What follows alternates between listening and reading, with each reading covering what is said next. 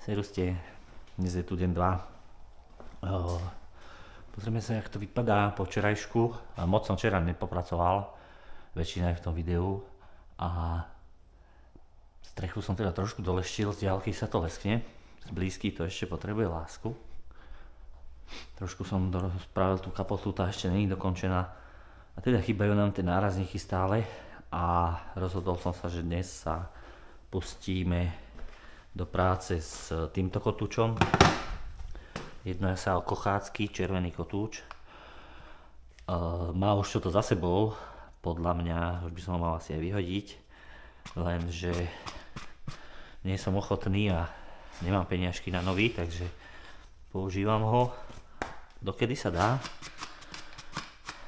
Skúsim si ho trošku vyčistiť a nemali by sa miešať spolu dva druhy pást, hej. Takže túto nebudeme používať a použijeme tú, ktorá bola na toto používané, a to je tento Koch Heavy Cut. Už to máme dosť málo, takže bude to už len na pár použití. Neviem, či by sa dal nejako opraviť ten kotúč. Ja už som ho opravoval, že som opravoval ten suchý zips na tom, pretože prestal lepiť. Takže som tam nalepil s epoxidovým lepidlom iný blusný papier, taký ten, tie tenké, čo som mal, a tým pádom som to opravil. Už sa mi to párkrát odlepilo, ale stále sa to dá používať. No, čím začať?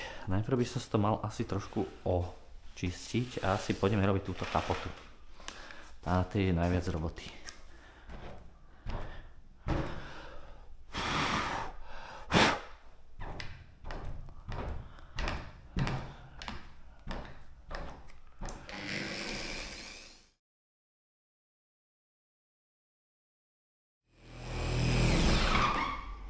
Zdávam to. Nejde to.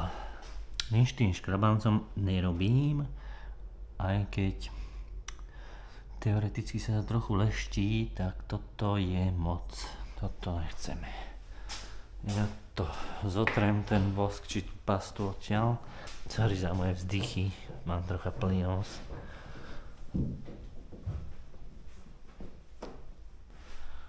No, ako škrabance asi neodstránim, no tie bohužiaľ, ale vadí mi napríklad tuto, že to je také matné.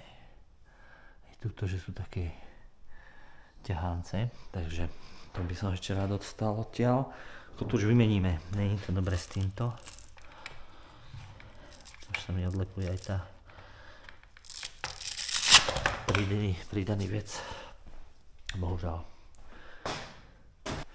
Poutierame si ďalšiu časť auta, ktorú ideme robiť. Teda každú, lebo všetky ideme robiť. Mi popraskali nárazníky, čo som dával zvárať. To je ako strašne sú labilné tie nárazníky. Tuto je to také veľké, lebo ja som sa to snažil farbou zlepiť. On mi praskol ešte predtým, než som jazdil. Možno to mám na videu, jak som sa to snažil opraviť, no bohužiaľ. Tie nárazníky sú veľmi labilné. Nový zohnať, alebo neprasknutý, nepoužitý zohnať, to je nereálna vec. A ak by bola, tak za 1000 eur možno. Nemá význam. Budem musieť to prihríznúť, oželieť, a aj tak ako nejaký budúci plán je, že tie nárazníky sa pôjdu zase opravovať a zase lakovať, lebo to proste bez tej lakovačky nebude vyzerať dobre. Dobre, a dám si zase náš vlnený kotúč a spravíme ešte raz túto strechu. A uvidíme, že či to ešte niečomu pomôže.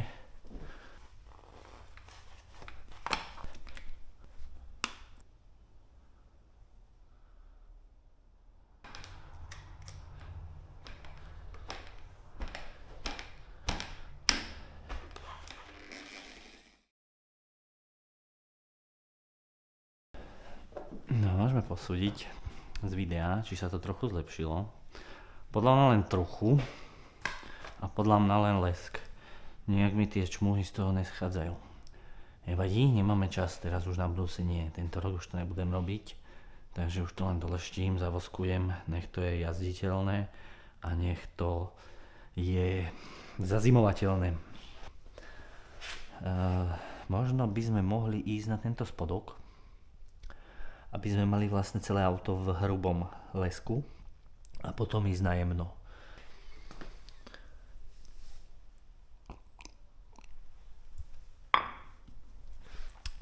Doplníme tekutiny. Kotúču aj mne. Dáme si na zem vankúš.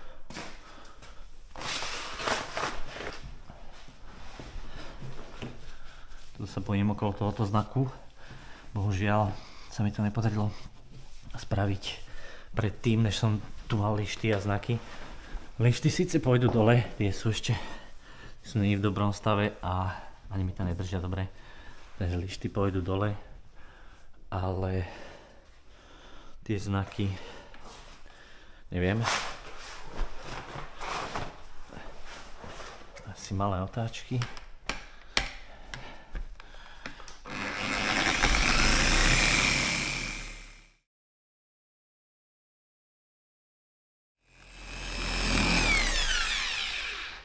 No je to lesklejšie, ale možno na tom vidíte, že tomuto som pri brúsení nic toľko nevenoval a nie sú ani tie škrabánce, ale je tam taký pomaranč, alebo jak to povedať, štruktúra. Není to lesklé ako napríklad tu, hej? Tuto je to krásne lesklé rovné, až teda na tie škrabánčeky.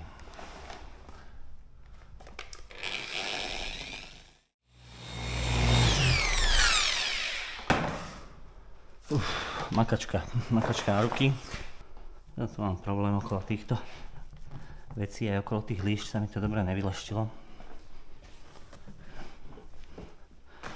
Tuto mám problém, nejaký škrabanec sa mi tu udial. Neviem čo to. Zrazu som si to len všimol. Teraz je pekne vidieť na tom odraze, že túto to tiež nie je tak poriadne zabrúsené, je tam takéto zrno a sú tam aj škrabánce, hej? Takže toto je dvojitá bída, ale nie je to teda také zrité, jak to bolo, bolo to lácej, ono to bude potrebovať ešte to prebrúsenie, ale ja sa pohrávam s myšlienkou, či nezvoliť nejaký iný spôsob, napríklad rovno nová farba, lebo som sa s touto zelenou tak trošku vytrápil a bojím sa, že to proste nedostanem do toho dobrého stavu, lebo to je nemožné s mojimi možnostiami.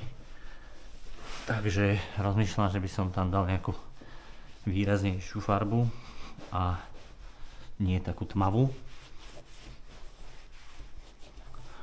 Uvidíme, zatiaľ je to vo hviezdach a nejak ma to ani teraz netlačí riešiť, takže doriešim toto, čo mám. Už sme chceli sa nám ísť poloziť. Dlho sme už neboli. Teraz je prím auto doma Audina, ktorú bereme na výlety. Bavorák je v servise, bohužiaľ. A toto je tu v garáži. A si myslím, že toto je dobré, tak to mi to stačí. Čo báť sa mi podarí. Na dedinej garáži. Možno na budúce. Inak pokiaľ by som to robil po dieloch, že dajme tomu dvere samotné, verím, že by sa mi to podarilo lepšie, ten lak položiť, aj tú farbu, všetko. To je hlavná komplikácia toho, že ja som to chcel robiť na šupu všetko a není tu priestor, ani výbava, odsávanie. Ešte je jedna možnosť, aj keď neviem, a to prebrúsiť ešte raz ten lak a položiť len vrchný lak. Ja som to vlastne už robil možno aj dvakrát. Tá hrúbka laku teda bude extrémne veľká, preto mám toľko miesta na brúsenie. A možno aj preto sú tam tie rôzne pomaranče a povrchy, že tam je toho laku veľa. Kto ví, ale určite sa to naučíme. Ja už to láka dať na slnko, ale fakt keď to nie je ešte celé dokončené, tak nedáva mi to zmysel, potrebujem to celé dokončiť. Tak poďme teda pokračovať.